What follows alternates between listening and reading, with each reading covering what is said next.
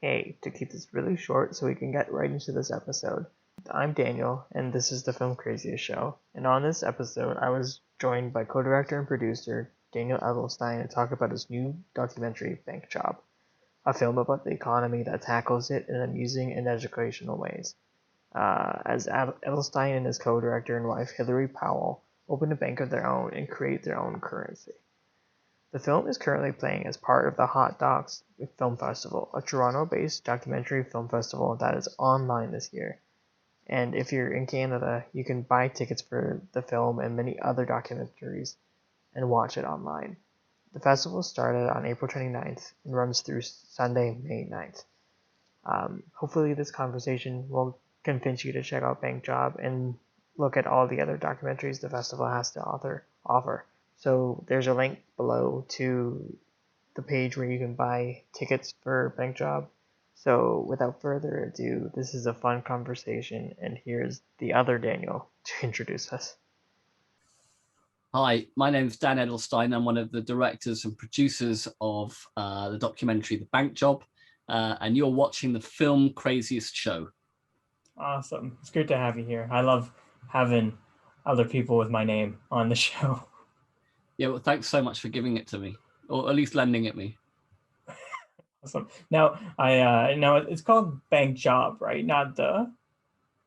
Yeah, just Bank Job. Yeah. I don't know why we removed the from it. I think there's I do think there's a Jason Statham film with called The Bank Job, possibly. But yeah, it's just that. Okay, yeah, I like that you guys make a reference to that one in the film. Oh, what, to Jason Statham? Yeah, to the just the throwaway line, like, oh, I think there was like a Bank Job movie. Yeah, no, it's actually like the reference that we make more is to like the classic Michael Caine movie, The Italian Job, which is Right. you know, a kind of classic of British cinema. And there's a line there where you know, they're sort of in training for the heist that they're sort of orchestrating in Italy, in Rome, I think. And whilst he's training up this kind of gang of, you know, underdog bank robbers, they try to blow the doors off this. I think it's you know, like a kind of cash in transit van or the equivalent from the 60s. And he just blows the whole thing up. It just goes totally up, and he goes, "You were only supposed to blow the bloody doors off," you know, kind of like quite deadpan Michael Caine, quite kind of cockney. And so me and Hilary, who isn't on the interview but who's co-director with me, we were quite obsessed with that moment, and we always thought about that scene, or a scene, you know, kind of trying to steal that but bring it into our own documentary as a climactic scene, you know. So is that the reference that you were talking about, or is there another one? I think I was just talking about how like you guys like mentioned the Bank Job. Okay, yeah. Well, yeah, it's just that I don't think we've even seen the Jason Statham one, you know, out of principle. Okay. Don't want to compare them. Okay, I get you. No, I just was trying to get in early that we're much more inspired by the Michael Caine. Okay. Now, was it always the thought to like start your own bank and start your own currency, or were there any other ideas? Not really. Like, you know, it's sort of like it formed into that, but it took a long time, you know, to that became, it was a lot of struggle a lot of struggle before we sort of we found the form of the film. Like, it started out being called The Detonator, and I was like dressed like I had a cape on and standing up on the roof next to the chimney above the house. And you know, the idea was that I would go into debt to save the world from debt and become a kind of anti-hero, superhero type of guy. But you know what, like, there was a sort of perversity around that. You know, it was so self-destructive. And no one really wants to talk about debt either, you know. So when we found like the idea of framing it inside a kind of more of a heist thing, and rather than talk about debt, we started talking about money. That's when the film started to gain traction and get interest from funders, and you know, and when we started to really build up much more interest from just even just like kind of community, people, we started to attract a lot more interest, with that sort of thing. So it was, that concept was a kind of revelation, and we'd already been making and researching the film for a couple of years before that really came along. And then we were just really lucky that, that we wanted to start, we came up with the metaphor of becoming a bank after a while. Again, that was research led, because we'd found a group called Positive Money who were arguing that we needed to control the way money was supplied in order to get away from the way banks control us. So there was a bit of that. And then, so we decided this idea that we would start producing our own currency. And then we heard about a bank that was empty, and that was, we could rent some space inside this bank, and bit by bit the pieces began to fall into place, but yeah, I don't think anyone gets, I might be wrong, but I don't think anyone really gets a fully formed idea straight off the bat. I think they all take time to develop. Okay, yeah, I agree with that. And just picturing you with the cape on the roof is great. And I think that really just speaks to like how you guys approached this film, with just your sense of humor and like just that liveliness and passion for filmmaking, right? Yeah, there's a lot of kind of, we've got a lot of love for, I would say screwball comedies, a lot of love for the Ealing films, a lot of love for Charlie Chaplin. I myself, in my 20s used to love Woody Allen as well, and those kind of like slightly existential, introspective, films in which the director would seek out meaning and all the rest of it, and sort of follow those trajectories of I guess slightly absurd, absurd films, in a way. And I guess I've always felt that a huge love of fiction and comedy, and yet also coupled with wanting to try and drag that into documentaries, because I've always felt that I don't know, I've always been documenting things ever since I was a kid. So I've had a kind of natural urge and desire to document the world around me and to try and understand it, but at the same time, not to take it too, it's not that I don't want to take it too seriously.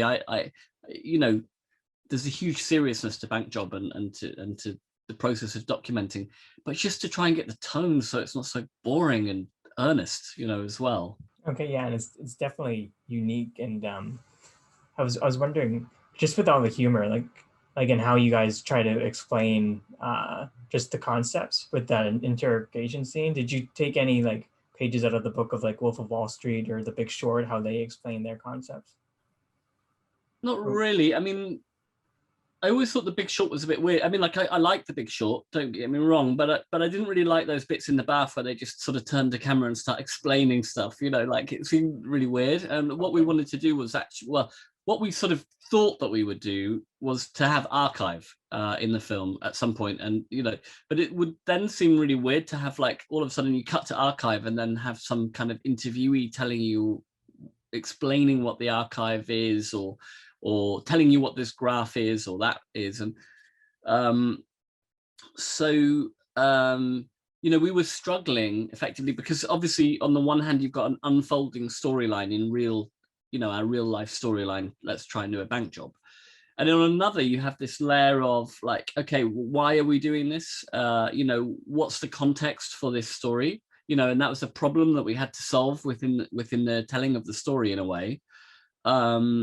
And so the interrogations became a kind of just this flash of inspiration, a bit like kind of coming up with a bank job, like, oh, we've been caught for this bank job that we've done, and now we're being, so, and it was a device that enabled us to contextualize a lot of the, why we were doing it and what our specific problems were with the system as it was. And, it gave us an opportunity to explain ourselves a bit, but obviously we're no stranger to like script theory, and we know that the truth that it's not good to just explain things, offering things up. What do they call it? In screenwriting, exposition. Yeah.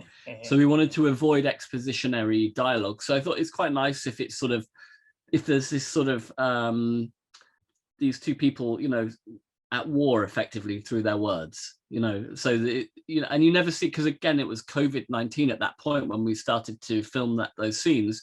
So the interrogation, the woman who was interrogating me and Hilary, we wrote her a script, we pre-recorded it and everything. So she was never in the same room. So the reality was, it was just me and Hilary filming those things. And, I was acting as the woman behind when Hilary was, there. I was like, I'm not going to give you an inch, sort of like probing her, and vice versa. I got her to do the same to me, so that we could then slot in the woman, like her actual voice in its place. So yeah, that became. But what did you think of those bits? Did you like those bits, or were they annoying? No, I like the humor, so I enjoyed those bits. Yeah, because it was weird because we had the commissioning editor from BBC Storyville really liked the film overall, but she doesn't like those bits, and she thought we could remove those, and we were like, we can't remove those because our entire structure will collapse if we do. We had that was an issue, but when that was in a previous edit anyway. But I think it fits. I think it fits quite all right now. Yeah, I thought of it as like the framing device, and I thought it was helpful when Hilary explained like how people would buy the debt and how it would half whenever it's traded hands, right? Yeah. So I thought it was good. I liked the way she did that as well, because we were kind of, that was a real problem for us, just working out how we were going to kind of do that. And the third person involved in that was Alice, the editor, because, we were struggling with how do we tell that? Because obviously we've done lots of interviews with people, but often, you really want to see something visual to go along with the words. It really reinforces what you're hearing to see something, doesn't it? Yeah, for sure. Yeah, and Hilary was kind of doing little drawings and stuff on the table, and pulling, all that stuff. So yeah. So you've seen the film then? Oh yeah. I finished watching it last night. Ah, cool. Now, with the money, I think Phil Seddon was your money designer. How did you get him on board? How do you find a money designer? Yeah, well, he's a graphic designer, and he's local to us. So okay. we tried to recruit people from the streets and, around us in Walthamstow, tried to make it really like a very local project in effect. But we had come up with the ideas of how to, how we wanted the money to look in its kind of, in its sort of loose sense. We knew that we wanted to take portraits of each character, and that we wanted each denomination to have a 5, 10, 20 and all the rest of it, but Phil was someone that we knew. He was the father of some children at the same school as our children, and the school features in the film as well.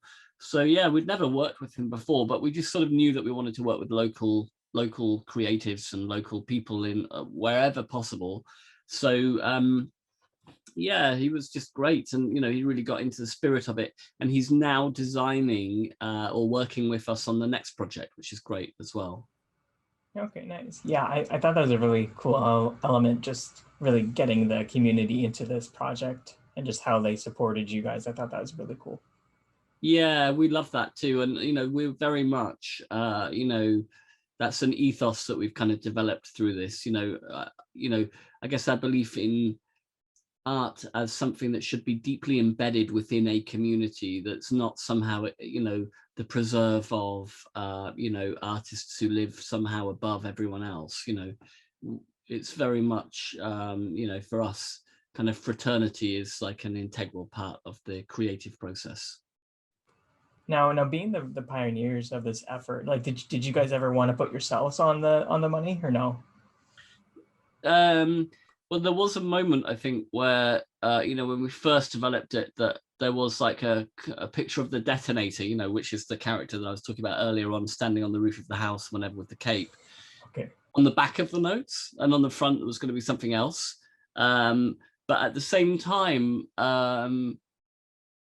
you know, I think it could have come, we could have got the tone really badly wrong to like say, look, we're worth all this money, you know, rather than actually, you know, being kind of like saying, look, these people like Gary from the food bank, and Tracy, the head teacher, and Steve, who set up the youth project, and Syra, who runs the homeless kitchen, these people are worth, you know, we believe they're worth something, you know, and Winston Churchill and, you know, Charles Darwin are out, you know, and so it was a very kind of, the meaning of that was actually quite, became quite important. It was just kind of quite a symbolic thing in a way. And for us, you know, I think it was important that we were at that moment, you know, the portrait makers, if you like, and not to portray ourselves as somehow, you know, the center of it all. And so, yeah, so temptation was there, but no, yeah, and thank God, no. Okay. I would be curious to see if you had drawn up like the superhero design though. That's Yeah, part would have been on yours. I think we have some, like we have like 5 or 10 of the original ones left. They were 20s, they were all 20s, and I think there is a stencil with the detonator on the back. So yeah, like for the real nerds out there, that probably exists, and I'm going to go and have a look for that and add it to the, like, because we've set up a new membership site now, because basically we're now making Bank Job 2 Power. It's not called Bank Job 2 yet, but we're about to call it that because well, we're doing something totally different, but it is kind of like it applies so much of the ideas that we've developed in Bank Job that it actually is quite cool to like turn it into Bank Job 2, because how often do you get a documentary where you get a second installment? Yeah, right. You know, you always get like, you know, I don't know, Beverly Hills Cop 2 or you know, whatever, like although Indiana Jones or I don't know, whatever, you know, I've never seen like a documentary part 2, you know. Have you? The only one I can think about is Super Size Me, the one about McDonald's. And then in 2018, Spurlock released, I don't know if it was ever wide, but he released a second one where he made a chicken store, a chicken restaurant. Yeah. I don't think I've seen that one. Yeah, I don't know if many people have. I guess like the other one that's like that repeats. I mean, there are series obviously of documentaries on television, sure. But in terms of feature films, the only other one that I know that has the repeat element is 7 Up. You've seen that one? Michael Apted. Oh, is that the one that they followed 7 kids from 7 years old and they do one every 7 years? Yeah, and Michael Apted is really old now, so he's practically sort of like, you know, well, actually, I don't know if he's sort of in retirement or not, but he's elderly, let's put it that way. So, but it's quite amazing because every 7 years you see these characters and their trajectories. It's incredibly touching. But that was built into the concept from the very beginning. Whereas for me, I think like Bank Job 2, cool, you know, but I wouldn't want to necessarily, well, who knows? There might be a Bank Job 3. A whole franchise. Yeah, exactly. Yeah. Anyway, I quite like it. It's a relatively unique concept, I think. So I'm quite excited about it. Yeah, I think so. Yeah, and I was watching it and I was just thinking like, okay, you guys made this over 5 years, and just with the fact that like as this is coming out, like the economy's changed so much with the pandemic. So it's just like, okay, like that's definitely a jumping off point for the sequel. Like if you made another chapter of it, right? Yeah. I mean, like, so, I mean, one of the major observations that I have right now is that, you know, this idea of quantitative easing that happened post 2008 crash, you know, is carrying on. Like it's like a punch bowl of money just being like kind of created by central banks, you know, or the Fed, piped into the private banks and then theoretically distributed so like by trickle down, you know, that amazing concept, so finding its way in the economy. But basically what it's doing is propping up the stock market and keeping the housing market relatively high. And then you've got like the stimulus, you know, in terms of in Britain anyway, of like people getting their wages paid by the state, you know, up to a point, depending on who they are. So we have all of these like quite interventionist economic ideas, which in many ways sit quite far at odds with the governments who have been bestowing them. You know, like say in America, when Trump had to effectively get involved with that type of quantitative easing up to a point, he wouldn't go too far. But in Britain, we've got a really quite right-wing government, and yet they are pumping lots of money in to keep things working. You know, it really goes against all of their ideological ideas.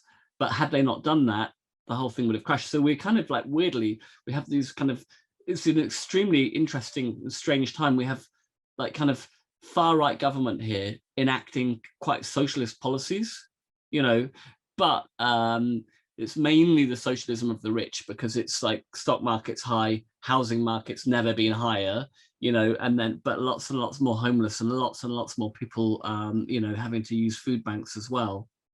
So yeah, all of these things are absolutely true. And banking, of course, and the power of, you know, private banking sector is still like so central to everything that's happening. But right now, that where we're moving with Bank Job 2 is more, we're kind of like focusing slightly differently. Rather than buying up debt, we're looking more into the relationship between banking and climate crisis. I wish I could carry from that conversation, but I oh yeah, sorry, yeah, it's probably, I'm really sorry. I hope that's not been too over technical, because oh, no, nothing more annoying than hearing people talk about stuff and you're like, what the hell's all that about? No, Maybe I mean, cut some of that. no, you're okay. I'm very slow when it comes to money.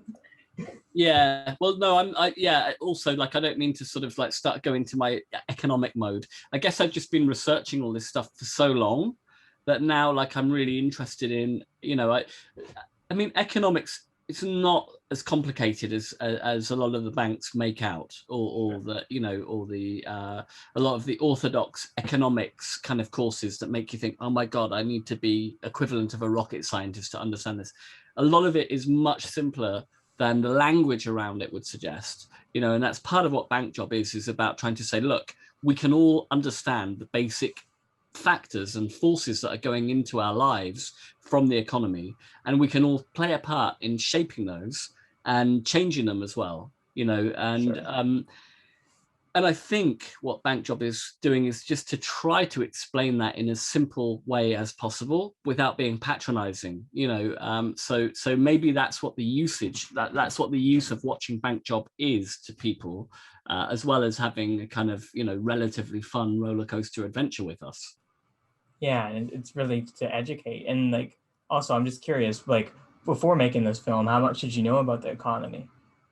Not that much. Like I had, so the first feature film that me and Hill made together was called How to Reestablish a Vodka Empire. And that was an interesting kind of family story, where I found a manuscript written by my grandmother who escaped from the Russian Revolution. And I went back to Ukraine, I mean, I'd never been there, but I tried to retrace her trajectory, but in reverse, obviously. So rather, she came over to Britain, but I went back there. And I was looking for any kind of scrap of the family story that I could find. And we found my great-grandfather's vodka distillery, and it was still working, but it was on the edge of being bankrupt in this tiny little village, you know. And everyone was like, oh, Zorokovich's grandson has come, he will save the village from economic catastrophe. So that was like my kind of first foray into intervening in the economic sphere, you know, of people's lives, you know. And of course it all went disastrously wrong in the end, but again, it was a great adventure. But I began to understand through that, you know, how to set up a business, I suppose, you know, and I began to find all sorts of, whereas I had a good idea for, you know, because we got the vodka, so we started to import the vodka across to Britain, and we got it into the Ritz and Selfridges and all sorts of places. And it was like, oh my God, this is ridiculously easy. But then I ran into a huge problem, which was that I didn't actually know how to sell vodka to the masses. I had no idea, and that caused, on one hand, that caused me with some serious issues, and then I guess like the death blow to that project was when the distillery got taken over by the mafia. And that was like, for me, that was like, okay, this has gone from being like a fun, and relatively naive project to like being a living hell. And I had to stop it. And that was that stopped. And then I started to wonder, what shall I do next? And then bit by bit, I began to learn about banks and money creation and all the rest of it. And that's how Bank Job started. No, I'll go back a second. Let's stick with the mafia. Like, it was, so the mafia kind of infiltrated took over your distillery in the UK? Not in the UK, no, in Ukraine. Okay, sorry. So what happened there was that, like, in Ukraine, the distilleries were all state-owned. So you couldn't privately own any distillery. Like, the whole production of alcohol or spirit was a state thing. So what happened was that there was a violent takeover, effectively, of the presidency of Ukraine, and it all came out of this region called the Donetsk, which is eastern Ukraine. That's where Yanukovych came from, and he came from a clan, effectively. And what happened was that when he became president, he put all of his men into into different distilleries and businesses. Whatever was state-owned got taken over by this clan from the Donetsk. So the director of the distillery that I was in got put in prison by him, and a new boss took over. And the new boss was basically, he was a mafia. And there was, it was awful. I mean, literally there were like people, coming off airplanes, and people were waiting for them and just shooting them. And the neighboring distillery director was found hanged in his distillery. Like, it was awful. I mean, it was, I'm not kidding. I mean, we went to visit that distillery and deal with the new boss. And I mean, it was one of the most menacing experiences of my life. Like, we were genuinely happy that we got out alive. I mean, it was like that. So, that was a nightmare. so yeah, I was like kind of like quite burned by that whole situation. And then I guess, like, for a while I didn't know what to do next, because I was quite depressed, because it's like, I mean, well, I don't know if you know what it's like, but you spend like 5 years on a film, or 5 years in that case, on building a film and a vodka brand that you hope is going to do good in a community, and then it just dies like that, and you're like, God, it's like it's not like losing like a loved one, because that's awful. That's a form of grief. But this was like a kind of form of grief about purpose. Like, oh my God, everything that I was living for and doing is now just wiped out in one go. Like, so much of your time and your life and your belief just felt like it was erased. So it took quite a while to work out, like, what is the point? Why am I making films? What's the purpose of it? What's the use of it? So I had a bit of a crisis, and then kind of Bank Job was the answer. Effectively, it became the answer, the antidote, of all those issues. Yeah, well, I'm glad you got out of that alive. But yeah, like, that you must have had the same similar fears. Like, okay, if I put another 5 years of my life into this, like making the bank, like, I really hope it goes well, Yeah, I mean, this is like an element of that. And then there's like, I study Aikido. So I learned in Aikido that, when you're committing to a move, you must commit to the move with everything that you've got, so it's like a sword. It's like a sword metaphor, you go, and, there's no like hesitation, death, so you must go with everything you've got, get in there. And so like I kind of I began to sort of see the Bank Job as my initial fear of the Bank Job was much more about sticking my head over the parapet of the national debate. Like, are these people going to think that I'm this like sort of, Lenin's great grandson and standing up to try and have a revolution or whatever, and am I going to be persecuted by the right-wing press, and will everyone all the rest of that. That was my initial fear. But then it was like, as we got going, it was just like, let's just go. Like, and Hilary is very good at this too. She's like, she doesn't need to study Aikido to know that you just go all in and you do it, and you just do, and you realize that you cannot control outcomes, but what you can control is, the move, you can, so whatever you can control, you put everything into, and then the outcome is just like, that's beyond your control. So there's no point in worrying about it. Okay, and I think it worked out fine. And did you say you're Lennon's grandson? No. I just meant that was my fear, is that people were gonna like start thinking that I'm like, you know what I mean, like some kind of like that it was coming from a kind of communist point of view or something. Okay. Not like because the ideas in there are deemed to be radical. Some of them are sort of ideas that when we started to explore them, like say like Strike Debt, who inspired a lot of the thinking behind it, and Professor Andrew Ross from New York University, who wrote Creditocracy, which was one of our early inspirations. They were they weren't blowing up. They were buying up and then abolishing like millions of dollars of student and medical debt in the US. And when I first sort of started reading about them and everything, they were very far on the edge of what we would call like the Overton window. The Overton window is something which is like the acceptable parameters of debate within a place at a certain given time. So I thought that that by adopting their ideas and bringing them to Britain, which is effectively what we started to do before it became Bank Job, I thought we would be looked at as kind of like extremists.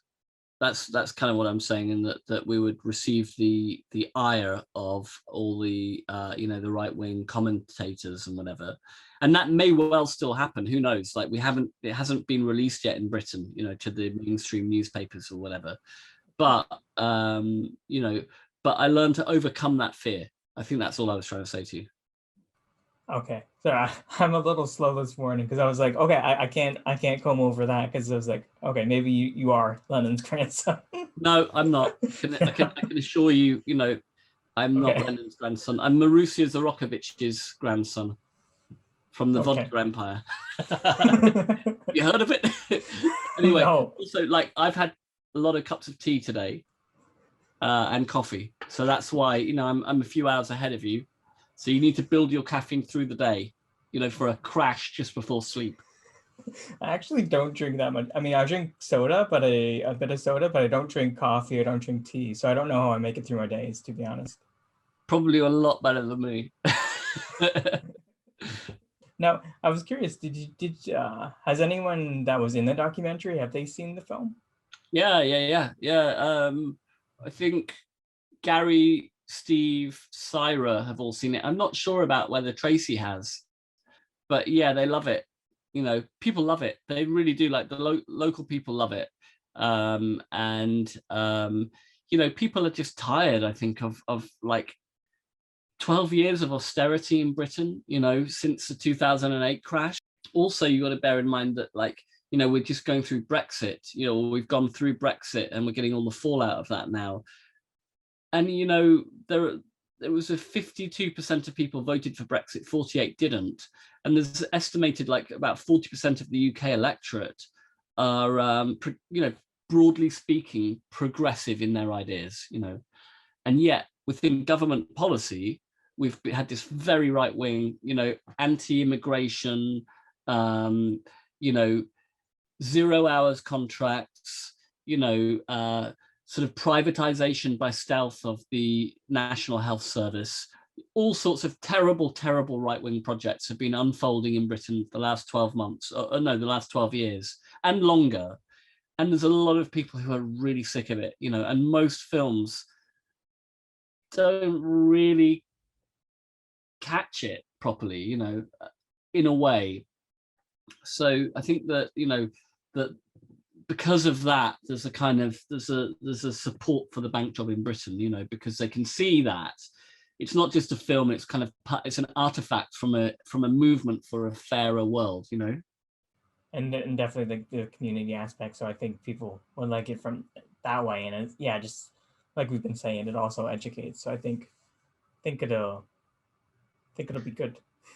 Yeah, it educates and it intervenes as well. So it provides the education, but it also there's an action there. So when people get involved, they, you know, with the bank job, they know that they're playing their part in sticking it to the man, you know, and I think there's a hunger for that. So I'm trying to keep up in the conversation, but I don't worry, no, it's fine. You're doing a great job. Like, I mean, it's just a chat, basically. That's for me. That's what most conversations end up being, and you don't have to, like, you know. I think you're doing great. You know, you're hosting a good old chat. Okay, no, I appreciate it. I get self-conscious if I don't know the concepts well enough, I guess. Don't worry, like, it's a good point of view to be, you know, like, not knowing all these concepts is good, because you know, this will presumably go out to, you know, an audience of people who have no idea what I'm on about, you know, so we need to make sure that that they understand what we're talking about, you know. So, you know, you are a litmus paper to whether or not I'm speaking gibberish. Okay, yeah, no, that's a good way of looking at it. And I think after people listening, they will know what you're going on about, I think. Hope so, yeah. Hopefully they'll watch it at Hot Dogs. Yeah, no, yeah, we'll plug that before we go. But what's it like working with Hilary? Because she's your wife, right? Yeah. I love working with Hilary. I mean, we've been working together for a long time in different ways. So it used to be that I would, like, come and film her artworks, you know, and then that she would help me, in inverted commas, on my films, you know, almost like as a quid pro quo exchange. But then what's cool about the bank job is that it's a really blended thing where, like, it's quite hard to find the lines between where am I filming, or you know, am I documenting her art, or is she filming do you know what I mean? It's like we've kind of, like, really developed this whole kind of, like, it's really difficult to know. Yeah, basically it's just like the best of both effectively blended into it. I suppose there's an element of, like, we can never switch off because we're always working and being together, you know. We have children together, you know, we live together, we work together, and when you get other people involved in the production, whether they're you know, like, sort of producers of inside the art, or producers in the film, or whatever, they will never really be you know, they're never around us, like, in the same way that we are around each other. So we're always moving very quickly, discussing things, moving on. And some other people find that quite frustrating, I think. And they and people find it frustrating working with me, I think, specifically because I'm a bit but yeah, Hilary's, like, very balanced, and, like, she's really hardworking, and just, yeah, thorough, you know, as well. And right now we've got although we're kind of starting bank job 2, we've got a couple of other projects sort of on the go, so that's a bit frustrating for us. But even though they're great projects, you know, they've kind of been initiated, they have to be seen through. So maybe at the moment we're feeling a little bit overloaded. But yeah, I think it's good, and we're always innovating in different areas. So I'm much more interested in, like, the mass communications area. You know, how do we get, you know, millions of people to know about the project, and how do we engage them, and, you know, get them sort of involved as members of the bank job community, you know, and how do we build it as a kind of, as a movement, and all that type of thing. That's kind of the area that I get the most interested in. And she's always interested in the kind of experimental side of, you know, and the art side. So yeah, no, it's good. I think it's really good. It's good to be you know, so close effectively, I guess, on the project. Yeah, I have 2 jumping off points from there. I like your dynamic in the film, just with, like, how she'd be like, oh, stop it, Dan, if you, like, kind of do something, and then you're like, okay, that's that, and then you just move on. I thought that was fun to watch in the dynamic, and I thought that brought like a really unique aspect to the documentary as well. Yeah. I think there is that, like, you know, like she definitely sort of, I get a good a good telling off once in a while. I like it. Yeah, and also just with the like how you were talking about how you're gonna like try to market the film and get it to so many eyes, right? Like how what were the challenges with marketing the money itself for people to come and buy the banknotes? Yeah.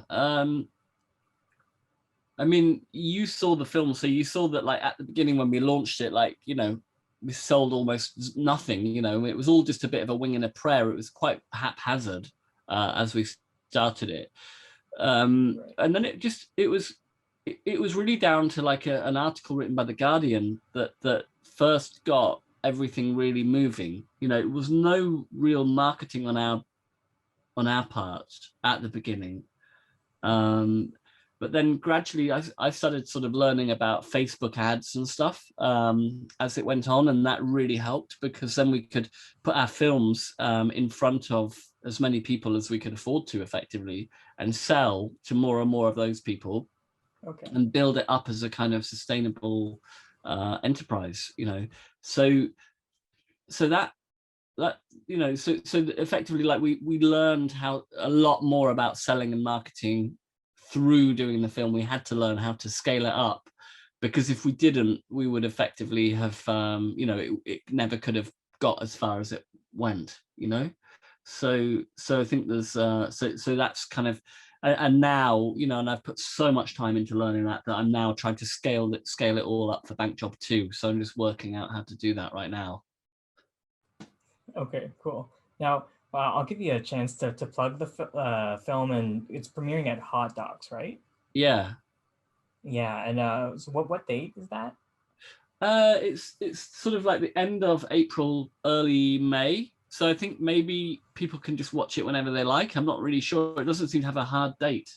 And it's online, right? Hot Docs. Yeah, sadly. I mean, like, it would have been lovely to be in the actual theaters, you know, in Toronto, but yeah. Well, anyway, so we're going to have an actual cinema release in Britain, I think, in May. I think late May we're planning it. So because we've like, very strangely, we've got good vaccine here right now, so things are opening up again in Britain. So it looks like we get to have like a little cinema release, you know, for a week or two. Okay. And then I'm not really sure what will happen after that, but I guess we'll see with it. Okay, cool, nice. So hopefully people can watch the film soon and enjoy it and learn more about the economy. Yeah, fingers crossed. Awesome. So Daniel Edelstyn, one of the directors and producers of Bank Job, which is premiering at Hot Docs end of April, maybe April 29, I want to say. Either way, you'll be able to find it somewhere soon, either online or in the UK in theatrical release. Thank you for chatting with me on the Filmcraziest Show. Thank you so much for having me. Awesome.